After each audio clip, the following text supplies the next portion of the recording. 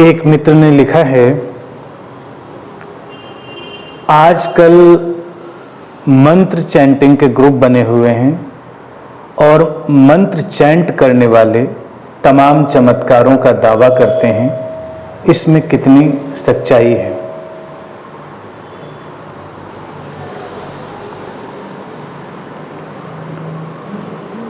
चमत्कार का हर दावा केवल झूठ होता है। कोई भी दावा चमत्कार का कभी भी सच नहीं होता और किसी काम का नहीं होता। मंत्र कोई भी रहा हो, कैसा भी मंत्र रहा हो, उसके कोई भी चमत्कारिक प्रभाव नहीं होते। मंत्रों के मनोवैज्ञानिक प्रभाव होते हैं, मानसिक प्रभाव होते हैं, उससे ज्यादा उसमें और कुछ नहीं होता।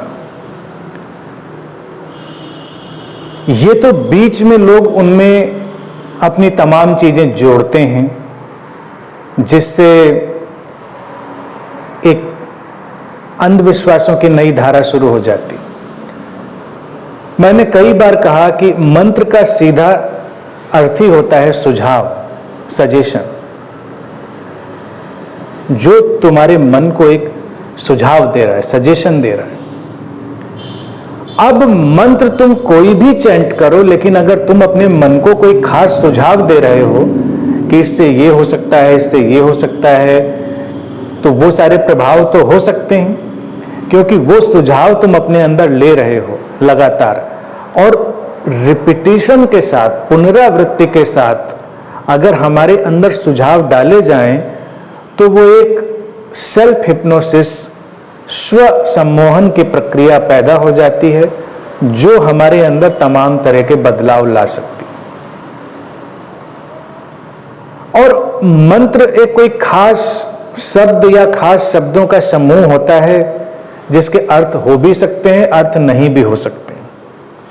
उसकी अगर हम लगातार चैंटिंग करते हैं, नॉन स्टॉप चैंटिंग करते हैं, तो हमारे भीतर चल रहे तमाम विचार जो अभी उथल पुथल कर रहे थे, वो हटकर एक मंत्र की ध्वनि से या उस विचार से रिप्लेस हो जाते हैं। एक ये फायदा है कि अभी तो आपके अंदर तमाम विचार थे, फिर आपने एक मंत्र लिया, उसको आपने चैंट करना शुरू किया, तो वो सारे विचार हट गए और एक मंत्र की एक धारा पैदा हुई। और जब भी हमारे अंतर्मन में विचारों का एक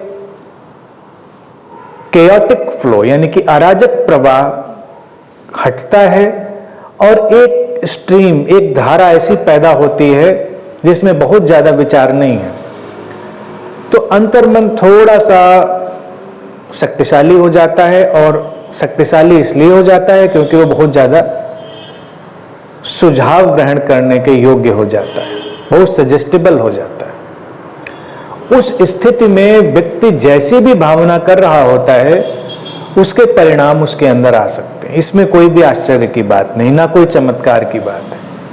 लेकिन इससे इतर अगर किसी चमत्कार की बात करी जाए कि तुम मंत्र चैंट करोगे तो किसी और के साथ कुछ हो जाएगा, या तुम दूसरों की बीमारियां ठीक कर दोगे, या तुम इस धरती पर या कहीं कोई बदलाव ले आओगे, या तुम पानी बरसा दोगे, या कहीं आग लगा दोगे, ऐसे तमाम मंत्रों में दावे किए जाते हैं, तो वो सारे सरासर झूठ हैं। ऐसा आज तक कभी नहीं हुआ, कोई ऐसा नहीं कर पाया, ना कोई कर सकता है, क्योंकि ऐसा होता नहीं। संयोग तो 50 हो सकते हैं, जो लॉ ऑफ प्रोबेबिलिटी है उसमें तमाम घटनाएं हो सकती हैं। तुमने इधर मंत्र चैंट किया और उधर पानी रुक गया, तुमने इधर चैंट किया, उधर आग लग गई, तो तुम उनको जोड़ के देख सकते हो, लेकिन फिर तुम उनको रिपीट करते चले जाओ। अगर तुमको उनकी स्टडी ही करनी है, तुम उनको रिपीट करके देखो। वही परिणाम अगर बार बार आता है, तब तो उसमें कोई बात है। और अगर वही परिणाम बार बार नहीं आता, एक आध बार है, तो ये तो संयोग है, ये तो लॉ ऑफ प्रोबेबिलिटी है। फिर इन सब चीजों में पढ़ना क्या? भारत में मंत्रों के नाम पर तो तमाम चीजें चलती रही हैं। चमत्कार की बात आज तुम मंत्र चैंटिंग के ग्रुप की जो करते हो, ये थोड़े इंपोर्टेड ग्रुप हैं, कहीं बाहर से कोई मंत्र आया है और उसकी चैंटिंग के ग्रुप बने हैं, लोगों को लगता है कुछ खास बात है। लेकिन भारत में और बाहर के देशों में भी तमाम अपनी अपनी तरह के मंत्र रहे, भारत में तो खास तौर से। यहां मृत्यु टालने का मंत्र है, बीमारियां टालने का मंत्र है, और तमाम चीजें झाड़ने फूंकने के मंत्र तो अंतहीन है, अनलिमिटेड है। अब ये जो मृत्यु टालने का मंत्र है, क्या इसमें कोई सार है? इसमें भी कोई सार नहीं है। ये तुम्हारी श्रद्धा, तुम्हारे विश्वास, तुम्हारी भावना की बात है। तुम ऐसा भरोसा करते हो, तुम उससे अच्छा फील करते हो, बस, इससे ज्यादा और कुछ नहीं।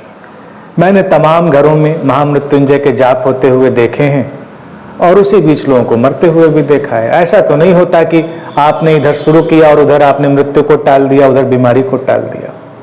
अब मृत्यु हो भी जाए तो उसको आयोजन करने वाले लोग कहेंगे कि नहीं, वो इतनी विकट थी कि इसके बावजूद भी नहीं टली। अगर 4 दिन में व्यक्ति मर जाए तो कहेंगे मरने वाला तो एक ही दिन में था, मंत्र से हमने 4 दिन खींच लिया। 15 दिन में मरे तो कहेंगे वो तो 2 ही 3 दिन में मरने वाला था, 4 ही दिन में हमने 15 दिन खींच लिया। तो ये सब तो अपने आप को संतुष्ट करने के तर्क हम तमाम ढूंढ लेंगे, लेकिन ऐसा बिल्कुल नहीं होता।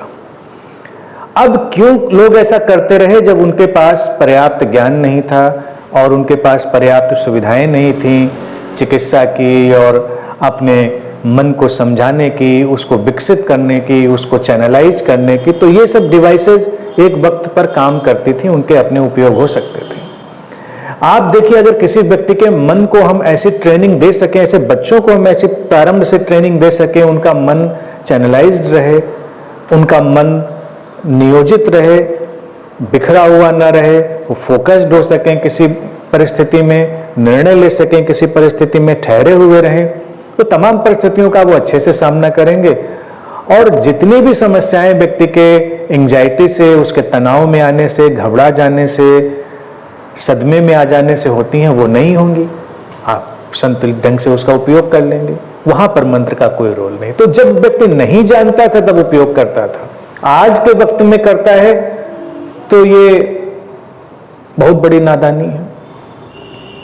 बीमारियों के लिए मंत्रों का उपयोग इसलिए था कि व्यक्ति कुछ तो करना चाहता था, लेकिन कुछ जब उसके पास उपाय नहीं था तो यही चीजें कर लेता था, इसी से उसको कुछ सांत्वना, भरोसा, संतोष हो जाता था।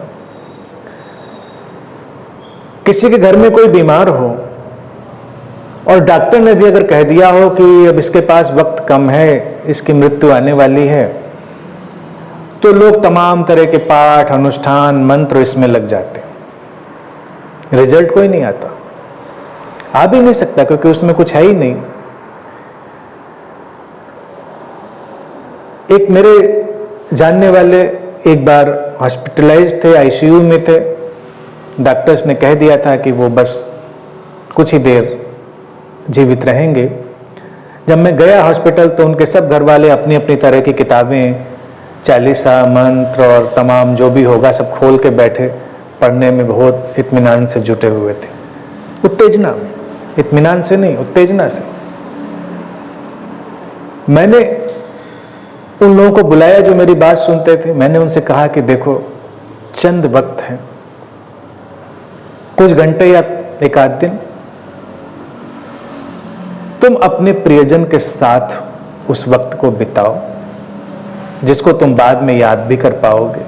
वो कीमती होगा, वो समय बिताना और शांति से, प्रेम से अपने प्रियजन के पास बैठना, ये उसको भी सुकून देगा, तुम्हें भी देगा। तो इन सब चीजों से हटकर तुम वो काम करो तो ज्यादा बेहतर।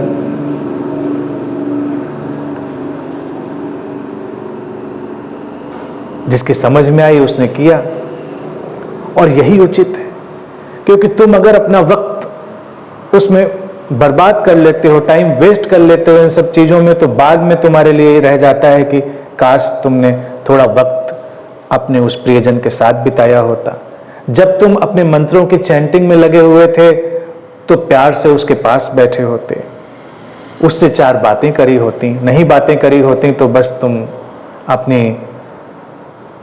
प्रेमपूर्ण उपस्थिति में वहां पर होते, तो उसका कुछ परिणाम हो सकता था, बाकी कोई भी परिणाम नहीं है।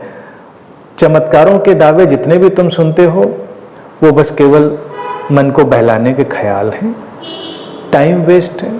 इसमें बिल्कुल भी अपना ध्यान नहीं ले जाना चाहिए। जो तुम्हारे सुझाव हैं, सजेशंस हैं, बस उनके ही परिणाम हैं और किसी भी चीज का कोई भी परिणाम नहीं।